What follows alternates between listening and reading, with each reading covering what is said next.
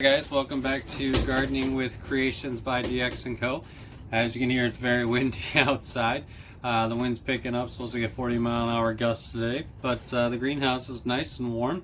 The temperature did raise up to almost 60 degrees outside today, so perfect day to be in your gardens if you were able to in Michigan. But today I wanted to show you the benefits of just getting started on a compost pile.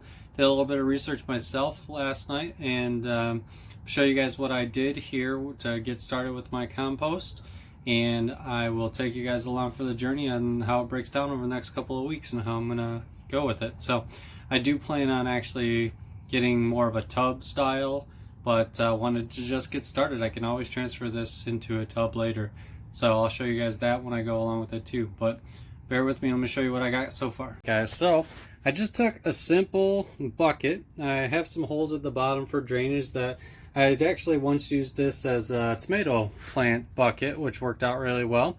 So I had some drainage hole poked in the bottom, which actually will work well for this compost bin because it'll vent some of the heat out, as well as you're supposed to water your compost, believe it or not.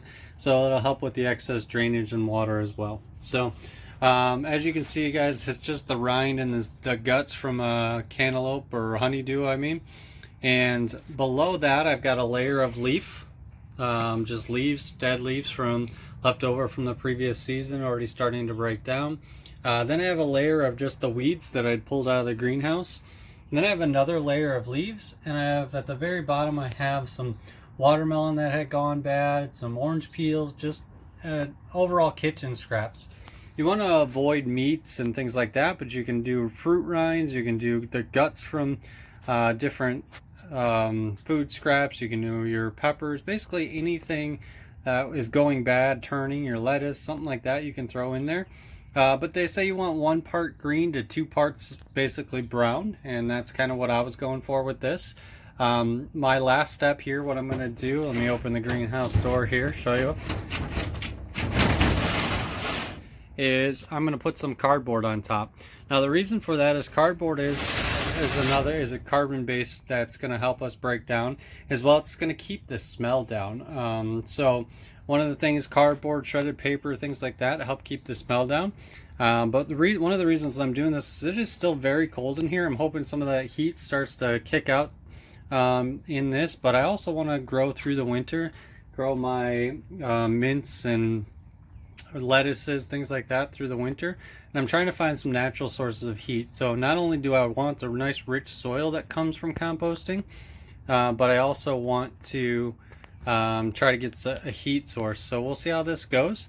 Like I said, I may change this into like a bucket barrel type thing, DIY style, and I'll show you that and how that works out. But for now, we're just getting started. And so I did put some water in this. I did actually take some nice soil, some rich soil from this bucket here that I've been using to plant my plants that has been doing very well.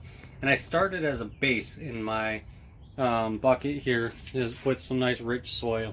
And the reason I did that is to try to hope that the bacteria in there will help start to break down what's on top there. So there you have it, guys. If you guys enjoyed this, and you know, there's a lot that can be learned about composting, the aerobic versus anaerobic bacteria, and how often do you turn it, and there's a lot of theories out there, guys, but I will tell you honestly, the one thing that I've learned from gardening is just do it. It's trial and error. Learn what works for you, and you know, you're gonna lose some stuff along the way. Some things are gonna happen. If one thing is stinky, that's the benefit of YouTube. There's a lot of free information out there. Go look up, hey, my compost pile stinks, what do I do? And there you go, you're gonna find it. You can Google it, just about anything out there these days.